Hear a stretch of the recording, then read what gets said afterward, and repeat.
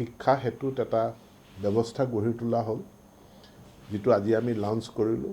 ইয়াৰ জৰিয়তে এজন ছাত্ৰ বা ছাত্ৰী একে লেঠাৰিয়ে যদি 5 দিন তেওঁ অনুপস্থিত থাকে, তেনেহ'লে ছিষ্টেম জেনেৰেটেড, অট'মেটেড আপোনা আপুনি শ্ৰেণী শিক্ষকগৰাকীলৈ আৰু গাৰ্জেনলৈ, পিতৃলৈ বা মাতৃলৈ যিটো ফোন ৰেজিষ্টাৰ্ড থাকে, সেই ফোনটোলৈ এটা মেছেজ যাব।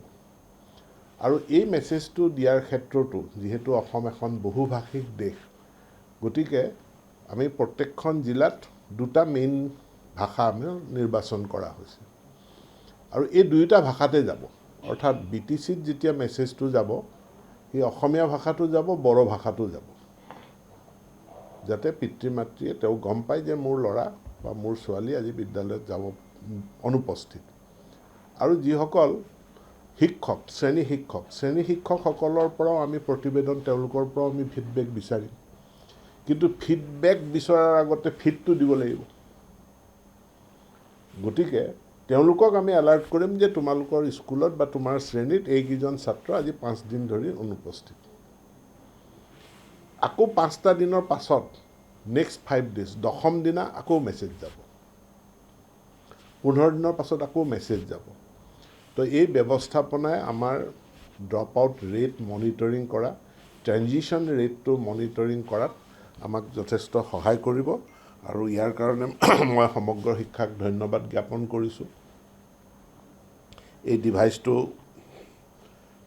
ডেভেলপ কৰাৰ কাৰণে আমি বিদ্যালয় শিক্ষাত ছাত্ৰ ছাত্ৰীৰ উপস্থিতি, ইয়াক আমি ডিজিটেলি মনিটৰ কৰাৰ কাৰণে আমি শিক্ষা সেতু এপ আমি প্ৰৱৰ্তন কৰিছিলোঁ। আৰু শিক্ষা সেতু এপৰ পৰা আমি খুব ভাল আমি সফলতা লাভ কৰিছোঁ। আৰু আমি সমগ্ৰ শিক্ষাত এটা বিদ্যা সমীক্ষা কেন্দ্ৰ আমি স্থাপন কৰিছোঁ, যি বিদ্যা সমীক্ষা কেন্দ্ৰই বিভিন্ন উৎসৰ পৰা আমি ডাটা সংগ্ৰহ কৰোঁ। আমাৰ হাতত ইউডাইছৰ ডাটা থাকে, কিন্তু তাৰ লগত এতিয়া আমি শিক্ষা সেতুৰ ডাটাও তাৰ লগত আমি সমাহিত কৰি আমি বিদ্যালয় শিক্ষাৰ মান উন্নত কৰাৰ ক্ষেত্ৰত আমি বিশেষ ভূমিকা পালন কৰিব পাৰিছোঁ। আমি যদি আমাৰ বিদ্যালয় শিক্ষাত মানে আমাৰ গ্ৰছ এনৰলমেণ্ট ৰেচিঅ', যিটো সামগ্ৰিকভাৱে ছাত্ৰ ছাত্ৰীৰ ভৰ্তিকৰণ, গ্ৰছ এনৰলমেণ্ট ৰেচিঅ' চাওঁ, তেনেহ'লে আমি ভাৰতবৰ্ষৰ যিটো ৰাষ্ট্ৰীয় এভাৰেজ আছে, ৰাষ্ট্ৰীয় এভাৰেজতকৈ আমি ওপৰত আছোঁ। আমাৰ LP হওক, UP হওক, আমাৰ gross enrolment ratio' is high enough. অৰ্থাৎ ইয়াত প্ৰায় আমি চেচুৰেশ্যনৰ ফালে আমি যাব পাৰিছোঁ।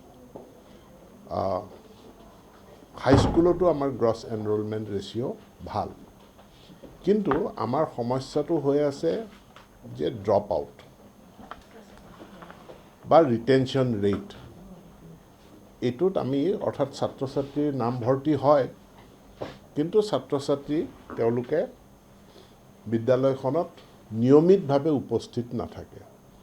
আৰু এইটোক লৈ ইয়াক বুজিবৰ কাৰণে আমি ইউনিচেফৰ সহযোগত এটা অধ্যয়নো কৰিছিলোঁ, যে কি কাৰণে আমাৰ ছাত্ৰ ছাত্ৰী বিদ্যালয়ত তেওঁলোকৰ উপস্থিতিৰ হাৰটো কম বা উপস্থিতিটো অনিয়মীয়া বা তেওঁলোক আধাতে বিদ্যালয় ত্যাগ কৰে।